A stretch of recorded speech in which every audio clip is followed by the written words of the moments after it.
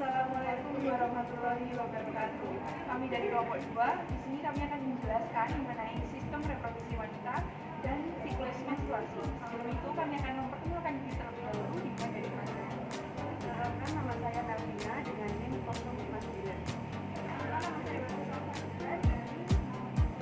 Perkenalkan, saya Dina Oktaviana dengan NIM 061. Perkenalkan, nama saya Naula Dina Rahma dengan NIM 062. Di sini saya akan menjelaskan tentang organ reproduksi wanita. Jadi yang pertama, organ reproduksi membentuk traktus genitalis yang berkembang setelah traktus urinarius. Yang kedua, kelamin wanita semenjak lahir sudah dapat ditentukan, tetapi sifat-sifat kelamin belum dapat dikenal. Dan yang ketiga, organ reproduksi wanita terdiri dari organ reproduksi dalam dan juga organ reproduksi luar. Dari dua organ, yaitu organ interna dan juga organ eksterna, di mana organ interna terdiri dari vagina, uterus, tuba fallopi atau oviduct, ovarium, dan organ eksterna terdiri dari vulva, mons veneris, labia majora, labia minora, vestibulum, klitoris, hymen, dan juga perineum. Kemudian saya akan menjelaskan beberapa organ atau alat genital luar, yaitu ada mons veneris, yaitu daerah atas atau terluar dari vulva yang menonjol dan banyak mengandung jaringan lemak, menutupi simfisis pubis, pada pubertas ditutupi rambut pubis. Di bawah mons pubis terdapat lipatan labium majora atau bibir besar yang berjumlah sepasang. Selanjutnya saya akan menunjukkan gambar. Di sini ada gambar genitalia eksterna, di mana di sini ada mons pubis, klitoris, uretal openingnya ada di dalamnya sini. Di sini vagina, di sini ada anus, ada labia majora, ada labia minora. Labia majora itu dua lipatan dari kulit di antara kedua paha bagian atas, berbentuk lonjong dan menonjol. Dan labia majora itu banyak mengandung saraf, urat syaraf. Di dalam labia majora itu terdapat lipatan labia minor yang juga berjumlah sepasang dan juga merupakan struktur terbesar genitalia eksterna wanita dan mengelilingi organ lainnya. Selanjutnya labia minora, lipatan di medial labia majora, kedua lipatan bertemu di belakang foregut atau hanya tampak pada wanita nullipara. Labia mayor dan labia minor berfungsi untuk melindungi vagina. Selanjutnya pada klitoris, itu merupakan tunggul erektil, banyak saraf sensoris dan pembuluh darah. Pada vestibulum itu rongga yang dibatasi lateral oleh labia minora dan anterior oleh klitoris, serta dorsal oleh foregut. Dalam vestibulum terdapat muara-muara dari liang senggama atau intruis vagina, uretra, kelenjar Bartolini, dan juga kelenjar sken kiri dan kanan. Selanjutnya ada hymen. Jenis-jenis hymen itu ada normal hymen, lalu ada imperforate hymen, microperforate hymen, dan juga septate hymen. Nah, hymen sendiri itu lapisan tipis menutupi introitus, biasanya berlubang sebesar ujur mengalir keluar. Nah, bila tertutup itu hymen occlusum, bentuknya berbeda-beda, ada yang seperti bulan sabit, konsistensinya ada yang kaku dan ada juga yang lunak. Hymen mungkin tetap ada selama pubertas atau saat hubungan seksual pertama kali. Setelah partus, tinggal sisa kecil pada pinggir introitus atau caruncula myrtiformis. Selanjutnya ada perineum. Perineum itu terletak di sini, di atas anus. Terletak di antara vulva dan juga anus dan panjangnya kurang lebih 4 cm. Selanjutnya, saya akan menjelaskan mengenai organ reproduksi wanita bagian dalam. Organ reproduksi wanita bagian dalam ini tidak dapat dilihat dengan mata secara langsung kecuali dengan cara pembedahan. Dalam organ dalam ini terdapat beberapa, yaitu yang pertama yaitu vagina, yang kedua uterus, yang ketiga oviduct atau tuba falopi, dan yang keempat adalah ovarium. Dan selanjutnya saya akan menjelaskan mengenai vagina. Saluran muskulomembranosa adalah saluran yang menghubungkan antara uterus dan juga vagina. Saluran ini merupakan saluran akhir dari organ reproduksi wanita. Dan dinding dari vagina ini juga berbeda antara yang depan dengan yang belakang.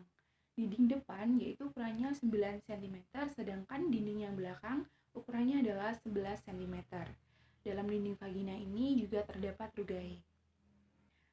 Dalam puncak vagina menonjol ujung serviks yang dibagi menjadi 4 bagian, yaitu fornix posterior, anterior, lateral kiri, dan lateral kanan.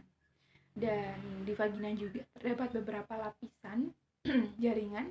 Yang pertama adalah jaringan berserat, yang kedua adalah jaringan otot, dan yang ketiga adalah jaringan atau kelenjar Bartholin.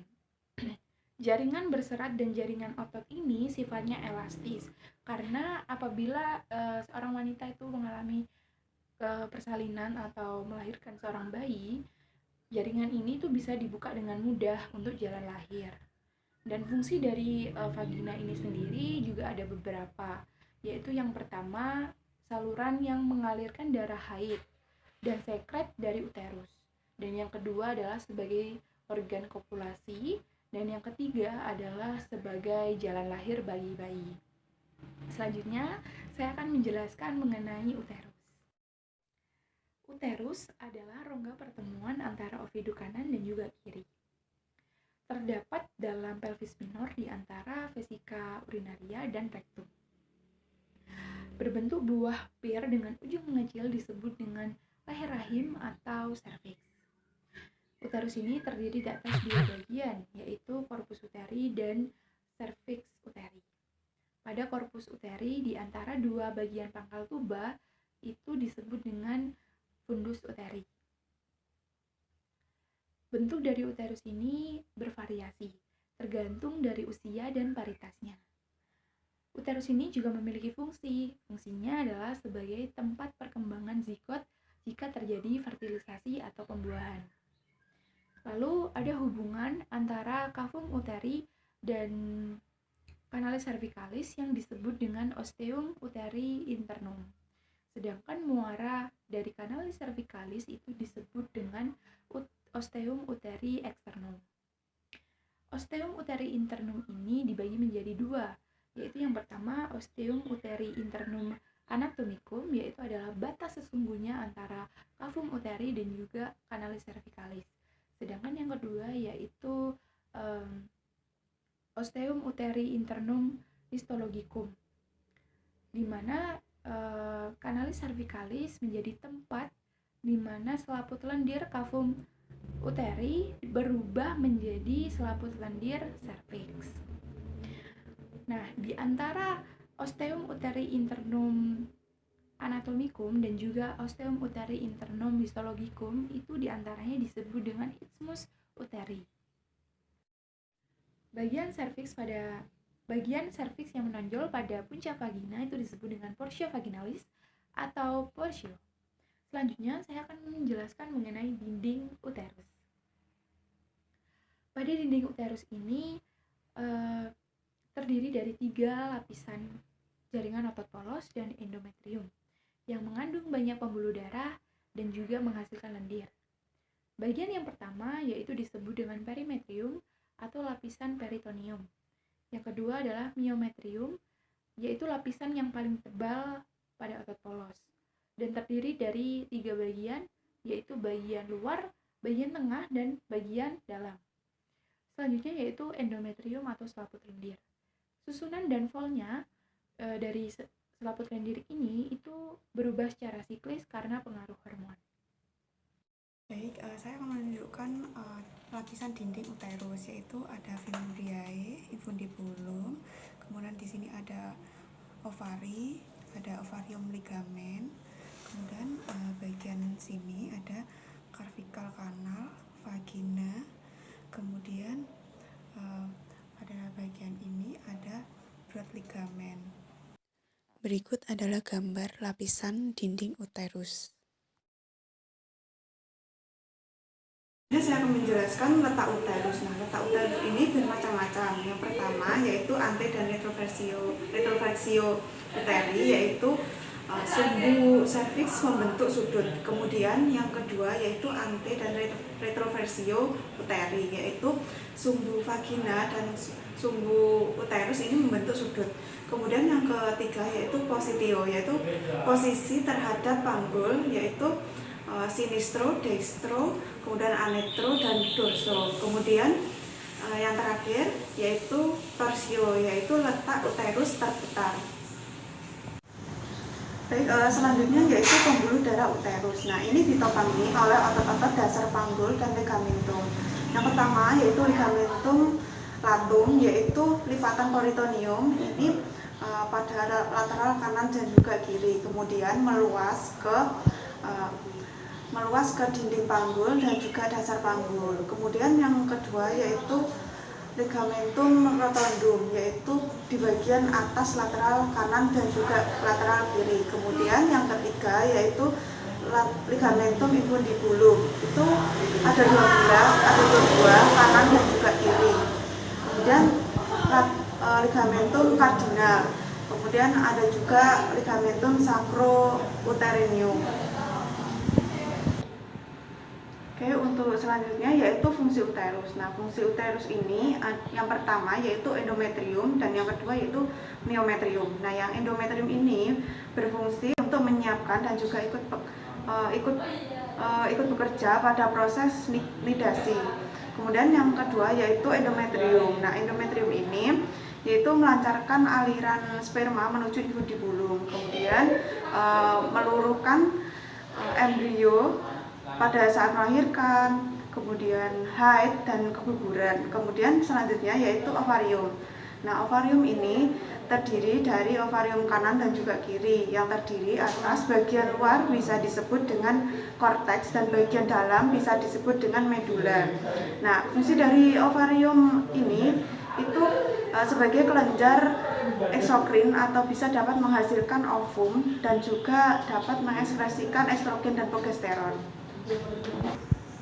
Kemudian selanjutnya yaitu tuba Fallopi. Nah, tuba Fallopi ini yaitu saluran yang menampung ovum yang berevolusi dan meneruskannya dari ovarium ke uterus. Kemudian yang kedua yaitu tempat terjadinya fertilisasi antara spermatozoa dan juga ovum. Dan yang ketiga yaitu berjumlah sepasang dengan panjang kira-kira 10 cm.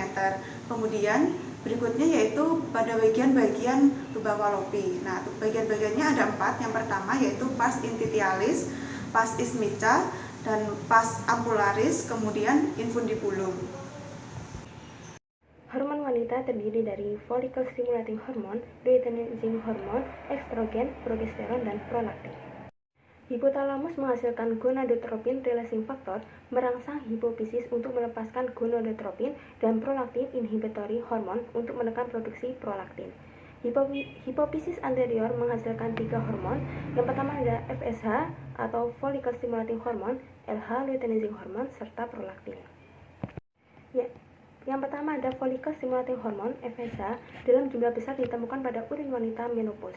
FSH mulai ditemukan pada masa pubertas dan jumlahnya terus bertambah sampai dewasa. FSH dibentuk oleh sel basofil dari lobus anterior hipofisis. Pembentukan FSH akan berkurang pada pembentukan atau pemberian estrogen dalam jumlah cukup, atau keadaan ini juga terdapat pada kehamilan yang disebut juga negative feedback. Yang kedua ada luteinizing hormone yang termasuk hormon wanita, disebut juga interstitial stimulating hormone atau ICSH. Ditemukan dalam jumlah banyak pada urin wanita yang menopause, menyebabkan penimbunan substansi pendahuluan dari progesteron dan sel granulosa. LH bersama FSH menyebabkan terjadinya sekresi estrogen dari follicle di graft. Kemudian bila estrogen dibentuk dalam jumlah yang cukup banyak, maka akan menyebabkan pengurangan produksi FSH, sedangkan produksi LH bertambah, hingga tercapai rasio FSH dan LH yang dapat merangsang terjadinya ovulasi. Disebut juga hormon luteotropin atau LTH, ditemukan pada wanita yang mengalami menstruasi. Fungsinya untuk memulai dan mempertahankan produksi progesteron dari korpus luteum. Hormon estrogen dapat mempengaruhi ovarium, vagina, serviks, dan payudara. Ovarium memicu pematangan folikel dan ovum, vagina perubahan selaput lendir vagina dan memperbanyak sekresi, serta serviks memperbanyak sekresi seluler serviks sehingga memicu pergerakan sperma. Dan yang terakhir payudara, proliferasi pada memai memicu pertumbuhan rambut pubis dan ketiak. Dan hormon wanita yang terakhir ada hormon progesteron yang dapat mempengaruhi endometrium, serviks, myometrium, payudara, dan ovarium. Pembentukan ovum atau yang disebut juga oogenesis terjadi di dalam ovarium. Ooganium bersifat diploid. Ooganium membelah diri secara mitosis sehingga berjumlah banyak. Pada tahap meiosis 1, folikel primer menjadi folikel sekunder. Saat terbentuk oosis sekunder, folikel sekunder menjadi folikel tersier. Pada masa ovulasi, folikel tersier menjadi folikel digraft. Setelah oosis sekunder keluar dari folikel digraft menjadi korpus luteum. Jika tidak terjadi fertilisasi, korpus luteum akan mengkerut menjadi korpus albicans. Jika terjadi fertilisasi, korpus luteum akan tetap mempertahankan diproduksinya hormon estrogen dan progesteron. Sekian video penjelasan dari kelompok kami, yaitu kelompok 2. Apabila ada kesalahan kata, kami mohon maaf. Terima kasih dan wassalamualaikum warahmatullahi wabarakatuh.